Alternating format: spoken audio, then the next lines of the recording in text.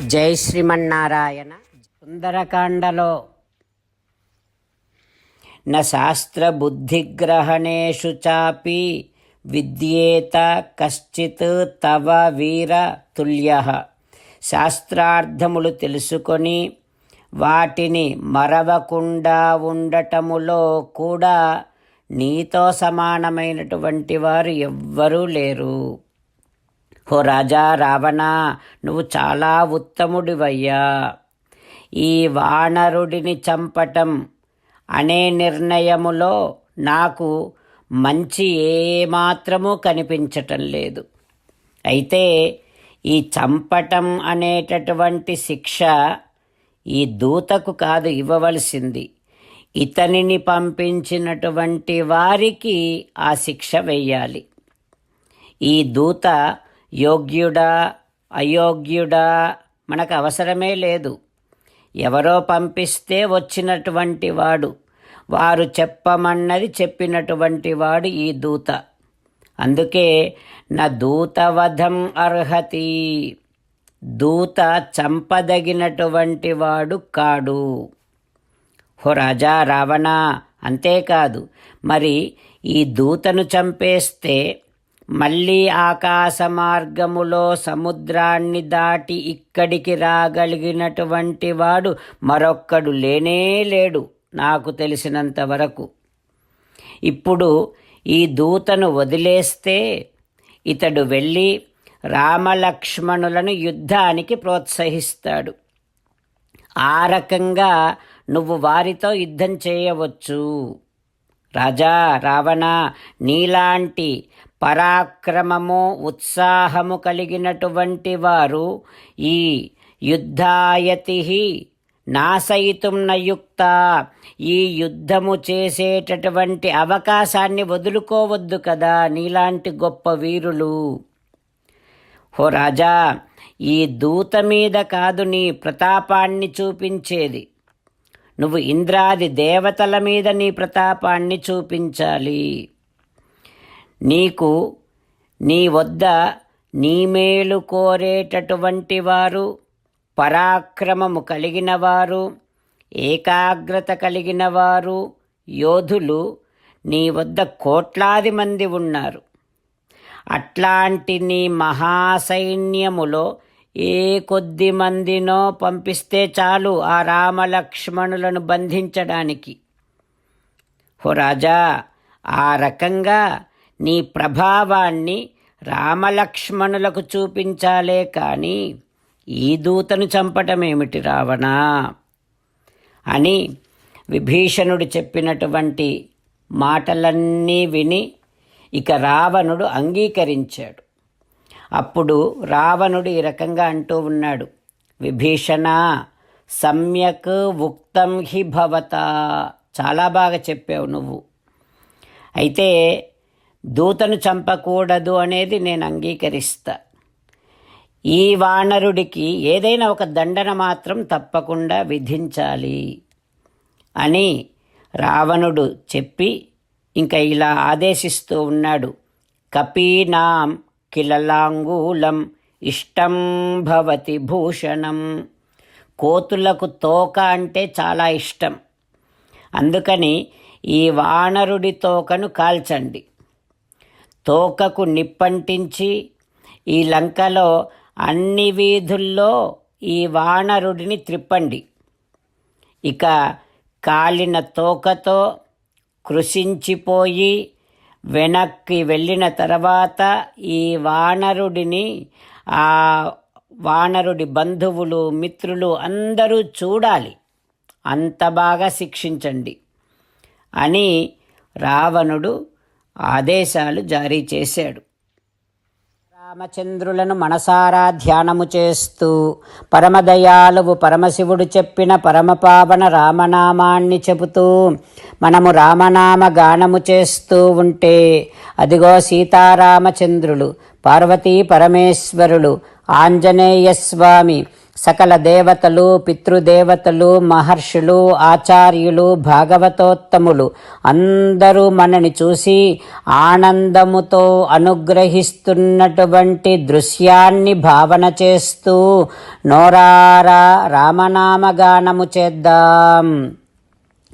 రామ రామ దశరథ రామ, రామ రామ దశరథ రామ, హే హే రాజా రామ, హే హే రాజా రామ, హే హే సీతారామ,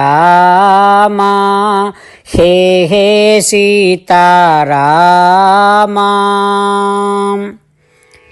జై శ్రీమన్నారాయణ. భక్తులకు ప్రత్యేకమైనటువంటి విజ్ఞాపన. మీకు అన్ని విషయాలలో వెంటనే మంచి ఫలితాలు రావాలి అనంటే ప్రతిరోజు 1 నిమిషం వెచ్చించి నారాయణాస్త్రాన్ని చదవండి. ఇక మీకు తిరిగే ఉండదు. నారాయణాస్త్రాన్ని పొందడానికి మీరేం చేయాలంటే నారాయణాస్త్రం అనే వెబ్సైట్కి వెళ్ళి మీ పేరు, మీ ఈమెయిల్ ఇస్తే మీ ఈమెయిల్కి నారాయణాస్త్రం PDF వస్తుంది.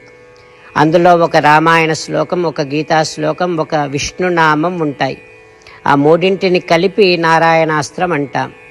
ప్రతి ఒక్కరికి వేరువేరు శ్లోకాలను ఇస్తున్నాం. ఆ రకంగా ఎవరి శ్లోకాన్ని వారు ప్రతిరోజు తప్పనిసరిగా చదవటం వలన ప్రతిరోజు ప్రతి 24,000 భక్తులతో ఒకసారి సంపూర్ణ రామాయణ పారాయణ, 33 సార్లు శ్రీమద్ భగవద్గీత పారాయణ, 24 సార్లు శ్రీ విష్ణు సహస్రనామ స్తోత్ర పారాయణ జరుగుతుంది. ప్రతి ఒక్కరికి అంతటి విశేష ఫలితము ప్రతిరోజు లభిస్తుంది. అందుకని మీరు, మీ కుటుంబ సభ్యులు అందరూ ఒక్కొక్కరు ఒక్కొక్క నారాయణాస్త్రాన్ని వెంటనే పొందండి. జై శ్రీమన్నారాయణ. శ్రీమద్ భగవద్గీత సారాంశముగా 18వ అధ్యాయములో 65 నుంచి 69 శ్లోకముల ద్వారా శ్రీకృష్ణ భగవానుడు మనందరినీ ఒక 8 పనులు చేయమని చెబుతూ పరమాత్మ ఈ రకంగా అంటూ ఉన్నాడు. ఎవరెవరైతే నేను చెప్పిన ఈ 8 పనులు చేస్తారో వారందరూ నాకు చాలా ఇష్టమైన వారవుతారు.